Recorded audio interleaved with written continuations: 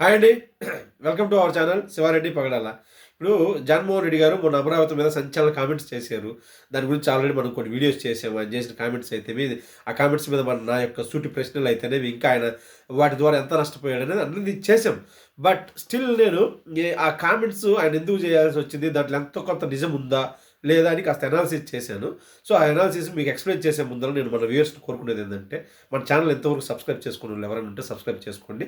Okay, content కానీ నచ్చితే like చేయండి, షేర్ చేయండి. ఓకే, ఇప్పుడు మ్యాటర్లోకి వెళ్తే ఆయన చేసిన మెయిన్ అతి పెద్ద కామెంట్ ఏంటంటే అమరావతి మీద నదీ గర్భంలో లక్షల కోట్లు పెట్టి ఒక రాజధాని కట్టడం అవసరమా అన్నట్లు చేశారండి. ఇప్పుడు చూసాము ఆయన ఇంత పెద్ద కామెంట్ ఎందుకు చేశారా, ఈ నదీ గర్భం వల్ల మనకు వచ్చిన లాభాలేంటి నష్టాలేంటి అని కొంతమంది అంటుండొచ్చు కాక, అసలు మన నాగరికత స్టార్ట్ అయిందే నదీ పరివాహక ప్రాంతాల నుంచి అని.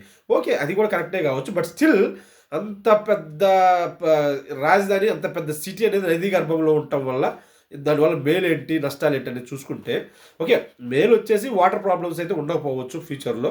ఇప్పుడు మనం చూసుకుంటే హైదరాబాద్లో కానీ, చెన్నైలో కానీ, బెంగళూరులో కానీ, ఢిల్లీలో కానీ ఇట్లా చాలా ప్రదేశాల్లో విపరీతమైన నీటి కొరతుంది. ఇంకా సమ్మర్ వచ్చినా నార్మల్గా వచ్చినా నీళ్ళు కొనుక్కోలేక జనాలు అల్లాడిపోతున్నారు. ట్యాంకర్ రాకపోతే కనీసం స్నానాలు చేసి ఆఫీస్కి వెళ్ళలేనంత పరిస్థితి దాపరించింది అనమాట. ఓకే, సో అది ఒకటి మెయిన్ డిసడ్వాంటేజ్. బట్ నదీ పరివాహక ప్రాంతాలు అయితే కాస్త భూమిలో ఓటు నుండి వాటర్ కాస్త అనుకూలంగా ఉంటుందని నేను అనుకుంటున్నాను.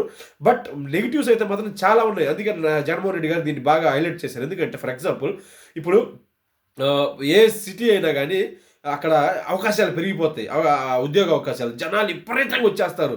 మన స్టేట్ అయితే పక్క స్టేట్లు అయితే అంతా. సో ఇవి క్యాపిటల్ అనేది విపరీతంగా ఎక్స్పాండ్ అవుతుంది. ఎక్స్పాండ్ అవడం వల్ల వాటర్ కోసం బోర్లు వేస్తారు. బోర్లు వేసి లోపల నుంచి ఒకటే తోడటం స్టార్ట్ చేస్తారు. సో అది తోడటం ఎక్కువై భూమిలో ఉన్న పొరలలో గ్యాప్లు వచ్చి భూమి అనేది ఈ లోపలికి కుచించుకుపోతూ ఉంటుంది అనమాట. సో అలా పోవటం వల్ల చూసుకుంటే ఇప్పుడు చెన్నై చూసుకున్నా ఏటా కొంత పర్సెంట్ కుచించుకుపోతూనే ఉంటుంది. గుజరాత్లో ఉండే అహ్మదాబాద్ కుచించుకుపోతూనే ఉంటుంది. ముంబై ఇట్లాంటి ఏవైతే సముద్ర పరివాహక ప్రాంతాలలో కానీ నదీ పరివాహక ప్రాంతాలలో మామూలు ఎక్కడైనా సరే కుచించిపోతూ ఉంటుంది. ఎందుకంటే మనం బోర్లు వేసి వాటి ద్వారా ఓట్లు లాగేస్తూ ఉంటాం కాబట్టి. కాకపోతే మిగతా ప్లేసుల కంటే ఈ సముద్ర మట్టాలకి ఈ నదుల దగ్గర ఉండే సిటీలకు వచ్చిన ప్రాబ్లం ఏంటంటే, నదీ మట్టము సముద్ర మట్టం ఒకేలాగా ఉంటే సిటీస్ వచ్చి లోపలికి పోతూ ఉంటాయి. ఇట్లాంటి సునామీలు కానీ ఏ వరదలు కానీ వచ్చి ఈజీగా ముంపేస్తుంది అనమాట మొత్తం. అప్పుడు మనం చాలా ఇబ్బంది పడాలి, మొత్తం ముంపు ప్రాంతం అయిపోతుంది.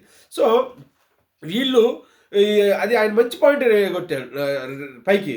కాకపోతే ఆయన టైమింగ్ అనేది చాలా రాంగ్. ఇప్పుడు ఆయన ముప్పు ప్రాంతము అని తెలిసినప్పుడు ఆయన కూడా కొంతమందికి అక్కడ ఇళ్ల స్థలాలు ఇచ్చాడు కదా, అది కరెక్ట్ కాదు కదా. ఆయన కూడా 3 రాజధానులలో దాన్ని ఒక రాజధానిగా పెట్టాడు కదా, అది ముప్పు ప్రాంతం అని తెలిసినప్పుడు పూర్తిగా తీసేయొచ్చు కదా, అది కరెక్ట్ కాదు కదా.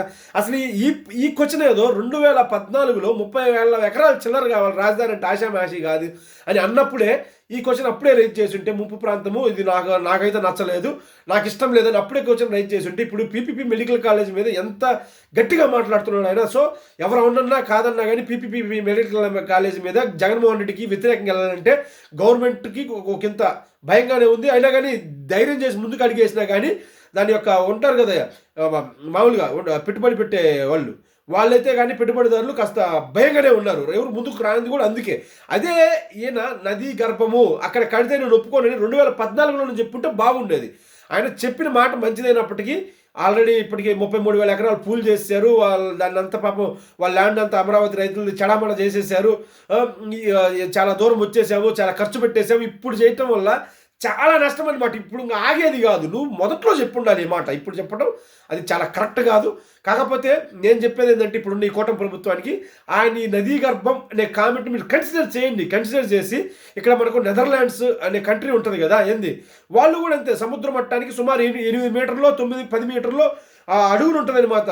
ఆమ్స్టర్డామ్ అనే సిటీ వాళ్ళు వాటర్ మేనేజ్మెంట్లో వరల్డ్ మొత్తంలో నెదర్లాండ్స్ అనే కంట్రీ ద బెస్ట్ కంట్రీ అనమాట. సో వీళ్ళు ఇక్కడ ఎట్లాంటి పద్ధతులు ఫాలో అవుతున్నారు, వరదలు వచ్చినప్పుడు కానీ ఇట్లాంటి సునామీలు వచ్చినప్పుడు కానీ ఏమన్నా వచ్చినప్పుడు కానీ వాళ్ళు ఎలా మేనేజ్ చేసుకుంటున్నారో చూసి అట్లాంటిది కూడా ఒకటి పెడితే బాగుంటుంది ఫ్యూచర్లో. సో ఎన్ని వరదలు వచ్చినా కానీ మునిగిపోకుండా ఉంటుంది అన్నది నా యొక్క సూచన.